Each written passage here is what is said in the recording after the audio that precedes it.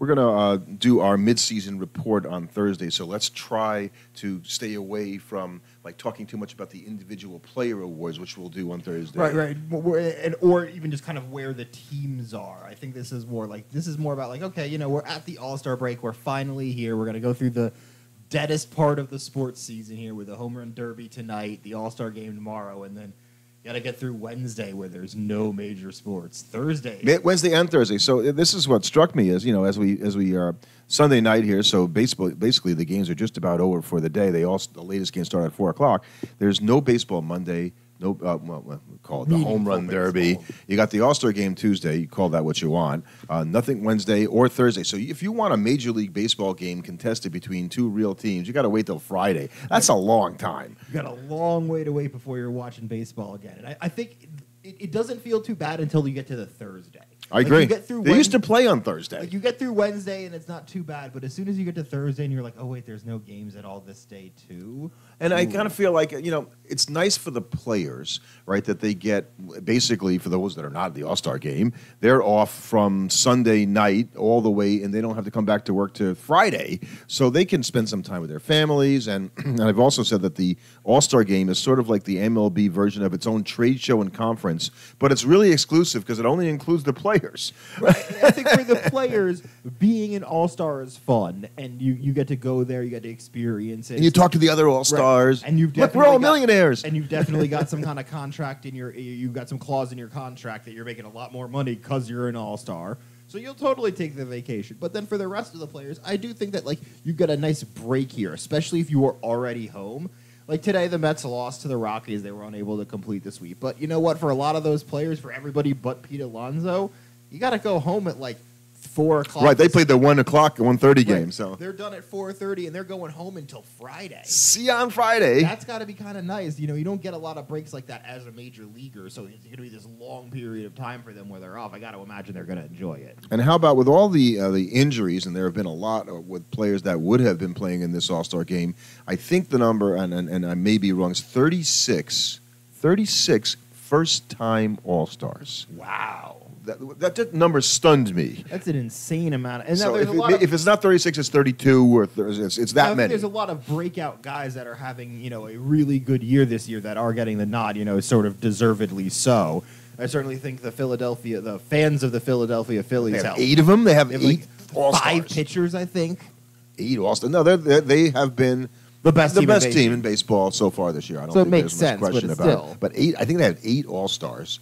And a lot of first-time All-Stars that you kind of nod your head and you think, okay, Ellie De La Cruz is an All-Star as an injury replacement for Mookie Betts. But I feel like we want to watch guys like that play. And as a Met fan, we're very upset that Francisco Lindor is not an All-Star because he's played like one at least after the first 3 weeks of the season for sure. But Ellie De La Cruz is also very deserving, and we've talked about him before as one of the most exciting players in baseball. And I was really happy because I talked about this a month and a half ago, right? We were doing a podcast, and I said Paul Skeens should start the All-Star game. Like, well, not if he's going to take somebody's spot. That was your take. Yeah. Not if he's not going to bump somebody who was more deserving. Well, as it turns out, there really wasn't anybody that was super more deserving, and he kept producing big time after that point. He had another 2 or 3 really good starts after that. We first kind of discussed that. So. Yeah, I mean, as much as they pulled him out of a no-hitter last week after 7 innings. He didn't give up any hits, and he had thrown 90-odd pitches in the heat. And he said himself, I heard him interviewed after the game, going, "Yeah, I didn't really have a problem with it. I was kind of done at that point, and I kind of knew it. So I had no problem with the manager taking him out. But he's going to start the All-Star game. That's right? Because this is an exhibition game, right." I think one of the things that we all have to do is we have to kind of stop talking out of both sides of our mouth when it comes to the All-Star game.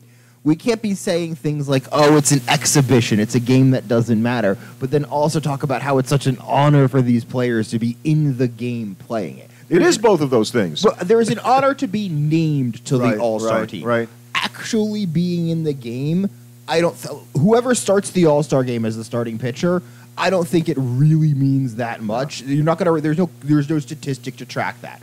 So you know what MLB cares about? Eyeballs. And they know Paul Skeens pitching in the first inning of the All-Star game is going to get eyeballs on the TV. And I tweeted, I X'd this week. I don't know. Tweeting Everybody still says tweet. Yeah, tweet. Anyway, I put out this week that the WNBA whiffed on the fact that Caitlin Clark, who's having a great rookie season in the WNBA, is not on the All-Star team. And there's so much attention to this player. And if you're trying to draw attention to a sport that is clearly on the rise, I mean, there's no question this is by far the biggest WNBA season. She should have been in the All-Star game. And that's what baseball is doing really well this year is look at the people they're putting into the All-Star game. It is the people the fans want to watch. Ellie De La Cruz is in. Pete Alonso is in so he can compete in the home run derby. Major League Baseball recognized we need to lean on our stars and our star power, and they're finally starting to do it. Right. You know why? Because the game doesn't count. Exactly. So it's so all of the older baseball fans, and I guess I would be one of those, but we all think about when the All-Star game mattered because the teams didn't play each other all the time. You didn't get to see the players all the time, and there was some sort of a rivalry, a real rivalry between the American League and the National League. That is long gone. From the player standpoint, you get traded around, you move to different leagues, You don't care. You just want to play professional baseball. I don't care which league I'm in. There's not this league thing. It's because as soon as free agency came in, being loyal to your league and your team meant so much less because you're no longer just the chattel property of the owners. You have say in where you're going to go. But if you could be in both the American League and the National League, which team you might play on, especially if you're a guy that's crossed over leagues. Like if you're Juan Soto, playing on the American League team versus the National League. I really want to beat those National Leaguers now. You've been a National Leaguer your whole life until this year. I don't think he just wants to play because he's going to enjoy being an all-star. And so they all can get like, hey, when they get to first base in the game, they can say hi to the first baseman because they never really do that. And hey, look, isn't this great? We're all all-star. And that's what this is. It's sort of a good feeling exhibition between these guys, and the fans get to watch and enjoy it, hopefully. I think that's really what it, and I think that as long as we go into the All-Star game with that mindset, it's a much more enjoyable product. If you're going in to watch a competitive baseball game, you're going to have a bad time. And I think for me, I keep thinking I should like this more, and yet I'm still compelled to watch because I'm such a fan. But during the game itself, it's kind of boring. There's no good All-Star game. Let's be honest here. None of the thing for the All-Star game is as much a vehicle just to see who we can name All-Stars as anything else. We have the game because we might as well. We need to name All-Stars. Let's have a game. But nobody's sitting. If I wanted to watch an interesting exhibition match of baseball, we have that. It's called the World Baseball Classic. I agree. And that counts. Right. That's the thing that's meaningful. And the players, it means something to the players. And they play it that way. Right. So at least with baseball, I will say this. In comparison to all the other sports, baseball is the all-star game that at least most closely resembles a normal game of the sport because the players can actually play at more or less full game speed. Unlike in the other sports. It's not physical in the way the other sports are. You're not worried about getting injured in the same way. To the same degree. Right. I completely agree. Although guys do sort of beg off the All-Star game if they're a little dinged up and say, I'll miss it because it's more important if I'm Tyler Glasnow to not pitch in the All-Star game, which he is not, even though he's deserving. And instead just going to sit around and make sure to keep on resting and getting, Devers is going to miss with a soul shorter. Well, he hit a home run today for the Red Sox on Sunday to help them do a victory. Really so I'm going to not play because I need a rest.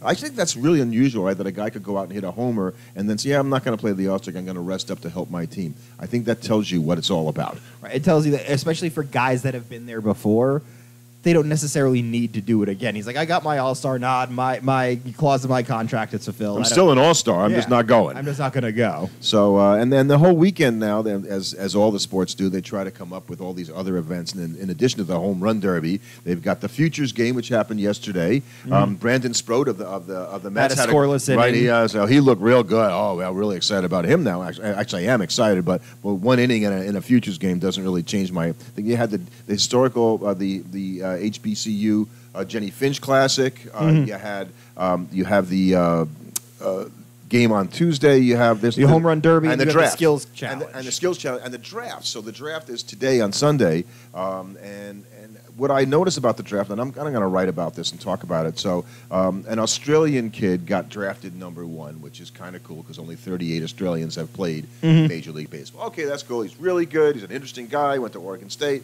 Great, all that stuff.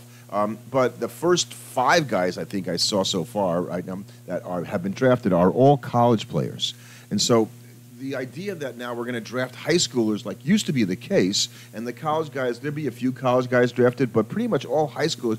It's been a real flip, and so what I want to eventually get to is talk about, and we're not going to do it tonight or today, but that college baseball is providing a lot more to Major League Baseball than it ever has, and Major League Baseball has done nothing to sort of acknowledge that. I think that's where I'll start. Right, yeah. I think it'll be interesting to see, especially with the success of Skeens, will teams be more willing to take a chance on the college players? And not look at them as sort of, well, he's already 22, he's too old for us, which is kind of how teams look at them now. Right. Skeens was the number one pick last year, a year ago almost exactly, right. And is going to start the All-Star game tomorrow. That's pretty unusual. Right. And that's what we can't have to kind of caution ourselves here. As much as, they're drafting a bunch of college guys, that does not necessarily mean these guys are suddenly going to hit the major leagues and have big-time success. But, you end up on the weekend with the next games that really count. So I guess get what you can out of the All-Star game because there's not going to be a lot of baseball this week. Yeah, it's going to be boring, but I think there's still going to be a bunch of baseball news. We're starting to see some of the first trades come through, so we might start seeing some of the hot stove heating up, especially as we get closer to the end of the month. We've only got really 2 weeks until it's the trading deadline, and then who knows what we're going to be seeing. Yeah, and we talk about teams. Some things that I've noticed this week. So the Yankees and the Orioles finished the 3-game set. The Yankees won 2 out of 3. They desperately were so close to sweeping. Right, they needed to sweep them, but they needed to win 2 out of 3 because they've been floundering for a while. And I think for them, they go into the break feeling a little bit better. They certainly would have loved to get the win today and complete the sweep, and they would have felt much better going into the break. But still, you got to be feeling at least okay, the sky is not falling nearly as much as if you're. And the Orioles have had their difficulties. I hadn't realized that Kyle Bradish last month, when he went on the IL, actually ended up with UCL, and he's done for the year. That Orioles starting pitching has been thinned. So I would expect them, because apparently they have the most tradable assets of any of the teams in Major League Baseball. And so that the chances of them making a deal for a starting pitcher, I think, is pretty good. I wouldn't be surprised to see maybe one of the Mets starting pitchers end up in an Oriole uniform. Yeah, well, they're also talking about trying to get Crochet from the White Sox. Right, but I think the White Sox are going to stick out their hand and be like, "Hi, yes, we would like everything." They want a bidding war, is what they want for that player. So, and the Red Sox, same with Fetty, and the Red Sox just keep on finding. Like I said, Devers hitting a home run to help the Red Sox beat the Royals today 5-4 in a good series win for the Red Sox. And they're not that far behind. They're not that far behind first place. Well, Cutter has continued to be a fantastic pitcher for them, and he's really another good start. I think he's got the highest strike percentage in the league for any starting pitcher. So and there's also talk about the Red Sox being a buyer here, which I think we would have. You wouldn't have expected before. No, I certainly didn't. I'll say it right now. You were much more down. I was pessimistic, and as much as I like their manager, and I say that on almost every podcast, it's hard to think a manager could pull an entire team and make them a better team. I think, unfortunately, I think in this case, you're not giving the team enough credit. I'm not. I think you're giving too much to Alex Cora. I think I probably am, although there's just a lot of players on there that you're like, he plays for the Red Sox? Yeah. So it does happen like that. And the Rays have played a little bit better in that division. So they're not out of it. I think they're 48-48 or around 500. Yeah, they're at 500. And being at 500 is enough to have you sniffing around. Yeah, for the you're not, you're like, oh, well, we're not going to win now. No, they still have a chance. Right, I think it's teams like the Blue Jays, teams like the Tigers. Even they've played a little better. Right, they've a little better. Right, but they're still 44-52. When you're 8 games, they're sellers, I think. Right, they're going to be sellers. I think a team like the Tigers could be sellers. And they had a good week, actually they beat the Dodgers, I think, 2 out of 3, or might have swept them. They're 2 out of 3. And so, like that's nice. I still don't believe, and they're not going to trade Tarek Skubal, by the way. An interesting thing is, are the Rangers sellers at the deadline? Especially if they come on. But they're still 4 games under 500. Now, the fact that no team has run away with the AL West makes me think that they're going to definitely just kind of be like, well, if we keep playing well. Well, and they're going to get, obviously, their pitchers back. They should get, apparently, DeGrom back, although he hasn't yet been throwing a rehab starts until DeGrom is actually in a game throwing. But the Astros, and I know that Steve Phillips on the leadoff spot has been predicting, as I have, that the Astros are going to catch him. I think he had him catching him by June 30th. That didn't happen, but they caught him today. The Astros caught the Mariners today. No, they're not. They're percentage points ahead, I think. Yes, the Astros are still a game back because the Mariners are 52-46 and the Astros are 50-46. So they're 1 game back of the Astros. I don't know if that has the most recent results. But that definitely has the most recent. Okay. This is So, updated as of you know what it is that they're even in the loss column. They're even in the That's loss what column. I mean. So that they caught them in that respect just because they played 2 fewer games. And, I think it seemed like that was impossible not that long ago. The Mariners were up like 8 or 9 games. The Mariners they continue to just really, really struggle offensively. Luckily for them, Julio had a very good week, and if he starts waking up, that would they be need him so much. for them, because the fact that he's been not very good for most of the year up until recently has really put a lot of pressure on them. Now he has had a much better week this week, but that's another team I think will be buyers at the trading deadline, because offense, that pitching staff is good enough to win a World Series. Yep. That offense is not. Their pitchers have struck out more batters than any staff in Major League Baseball. So these guys, if they could just score some runs, they'd be a really good team. They just got to score a few. So I think the Mariners are going to be buyers and going to be in it. I think Dipoto's that kind of a guy too. Just think about this: the Mariners are in first place in the AL West, and they are also in last place for runs scored. Yeah, and that's kind of, it's hard to, no other division has anything like There's that. a few anomalies in terms of teams that have, like the Reds have a pretty good positive run differential, and Right. this is why I said that David Bell might be on the hot seat, because when you do that, and pretty much the teams that have positive run differentials are better than average are teams, either close to 500 Right. or just and near the it. Reds being that many, I think they're 38 runs in the positive or something like that. To be under 500, and they have good pitching, so something's not right there. Well, and that, whereas they have I think they have a good pitching, but they don't have a great bullpen, and they find ways to lose games. Meanwhile, you have a team like the Cardinals, who are the only team with a negative run differential and a winning record. Yeah, That's not a good. Sometimes you can find a way to keep that going for the entire season, but it's not easy. And if they don't have, and Goldschmidt's playing a little better now, hitting a little bit better, but they have to do more, right? Goldschmidt and Arenado have to be Goldschmidt and Arenado, right? I think, for the Cardinals. And the Arizona Diamondbacks, for all of their trials and tribulations, they're in second place. They're in second place, and they got to be thinking, if our pitchers just pitch a little bit better in the second half. Well, how about some of their pitchers pitch, because the guy they spent a lot of money for and tried to put at the top of the rotation, Eduardo Rodriguez, hasn't pitched for them. I'm pretty sure they'd be wishing Jordan Montgomery was doing that. Yeah, because they'd rather him not pitch at all. Yeah, and Brandon Pfaadt has struggled after a good rookie campaign. I'm not sure if it was a rookie campaign, but a good That was a rookie campaign last year. He was very good in the postseason. Playoff Brandon Pfaadt was good. The rest of the season wasn't as good as the playoffs. But he's starting to come along. So that's he got hit this week, but I think he's okay. And the Dodgers have struggled recently. Yep. That division is suddenly a little bit more in play than it was a couple weeks ago. Right, we thought for sure. And the Dodger pitching is just a shambles. We keep talking about that. So Bryce Miller, who was one of the starters that at least was healthy enough to pitch, but except he pitched lousy, and so they sent him down to. And it's got to be frustrating because they're starting to watch. They're starting to watch what happened in Los Angeles with the Angels happen to Ohtani. Ohtani yesterday hits a home run, hits a triple, draws 2 walks, steals a base. Dodgers lose 11-9. Yeah, the bullpen's not pitching well. Yamamoto, I don't think people are giving the Dodgers a pass on this.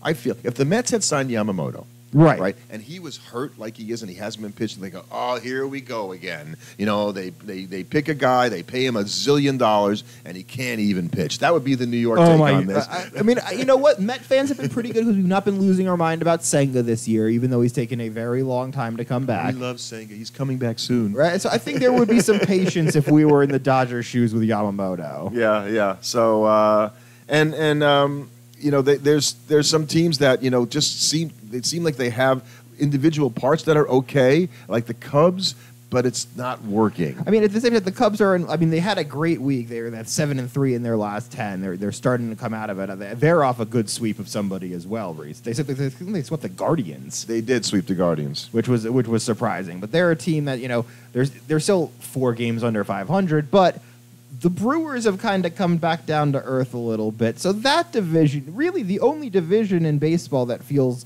locked up in a sense, is the NL East, and that's really just because the Phillies are playing at such an unbelievable clip. Yeah, they went 5-4 without Schwarber and Bryce Harper, and I think if you can do that, I feel like wait a second, our 2 best hitters didn't play for 10 days or whatnot. We came out with a winning record. We held serve, if not doing a little bit better. That should be noticed for everybody else. That's a really, really good team, and they're going to be a hard out to get. And also mentioning the Dodgers, I noticed this week that Freddie Freeman, and I think this is really interesting, in terms of who it is, he has the highest OPS plus in franchise history.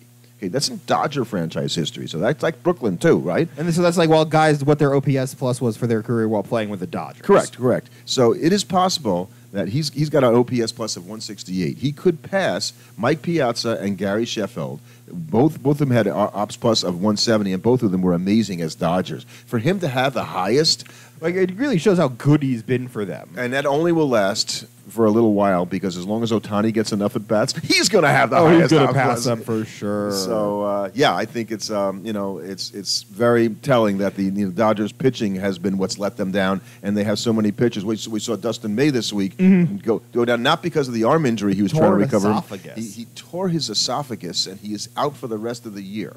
So yeah, I don't know when he was anticipated coming back, and we keep talking about Kershaw. He's coming back one of these days. But how much can you really count on from him? We're like midway through July here, Right, that's the thing you got to be worried about if you're a Dodger fan. I think at this point you're like, okay, wait a second, when the reinforcements might not be coming. They're going down still. I noticed something this week, and I don't know if you've ever heard of this, because I had not. So there's a site out there called MLB, and not a site. It basically is something called an MLB Draft League.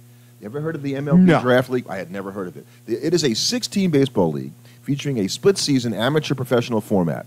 How do we not know this? Right. The first half of the MLB Draft League features draft-eligible players, so that ended today once the draft started, to help improve their stock ahead of the draft. And then it switches in the second half to a professional format with players composing the 6 rosters.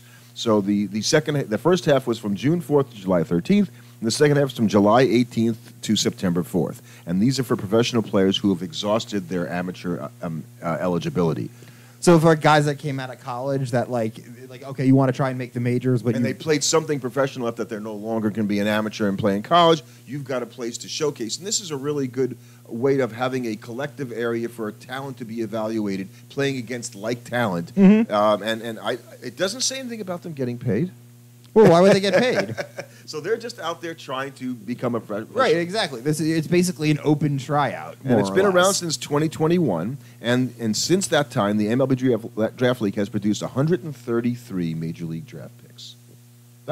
Now, how many of them would have been draft picks anyway without playing in this league? I don't know. And of that, where are those guys getting picked, and how many of those guys made the major leagues? But they had more than 70 undrafted free agents sign with major league organizations. Right. So I think you're seeing that there is value to this because it gets eyes on guys that maybe weren't able. They went to a small college or something. They didn't get the look that maybe they felt they deserved. They can show up here and maybe get more eyeballs on them and have a chance to play professionally somewhere and work their way into the league. So I just want to name the teams, because it's really funny to hear the names of the teams. So it's the Mahoning Valley Scrappers, the State College, I assume the State College, Pennsylvania Spikes, the West Virginia Black Bears, the Williamsport Crosscutters, the Trenton Thunder. We've heard of the Trenton Thunder, I think, up here. And the Frederick, I assume it's Maryland, Keys. Frederick Keys, I get it. Anyway, it's all East Coast, and I think that's a cool thing that Major League Baseball had done, and I can't believe I didn't know anything about it. And I think this is kind of the one last thing to bring up is we kind of have to talk about Rhys Hines and the week he had coming up for the Cincinnati Reds. He's hit 5 home runs this week, more than anybody but a couple guys in baseball over the week. He has a 1,600 OPS. I mean, just what a torrid start for this kid. I mean, I only have him through the last thing. 22 at bats, right? 11 hits in 22 at bats, 5 home runs in 22 at bats. He's got an ops plus, get this, of 419. That would be the highest in Major League history by like double, almost. I think if you're the Reds, this is a great. But they've seen this before. They've had guys come out, have absolutely bonkers starts for them, and then fade into obscurity. There was that big left-handed hitter, like I'm blanking on what his name. He came up. He wore number 21 for them a couple. For the Reds? Yeah, like I don't. Alcides Esco, something like that. Okay. Yeah. And he faded into obscurity relatively quickly, but he came out and had an unbelievable start to this season. Well, if Rhys Hines' career was only 6 games, he would probably go in the record books of having maybe the greatest 6-game career. A hell of a start for the kid in the history. But yeah, it's pretty exciting. And the other guy I wanted to mention, you talk about a guy that we don't talk about, is this Brewers pitcher this week, Tobias Myers. Okay, so he's 6-3, so he's pitched a bunch of times, and I'd like to think we follow the game pretty closely. And I'm not following the number 3 and 4 starters for the Brewers necessarily. I think you're being a little hard on yourself by being like, I didn't know who the third starter was for the Milwaukee Brewers. Never even heard of this guy, but he's had a good start, and that's probably one of the reasons why Milwaukee. The Brewer pitching has been very good, and that's why they're in first place. So I you think they have the ability to hang on? We'll talk more about that in our next podcast, but yeah, just to tease it out, I think they will. Yeah.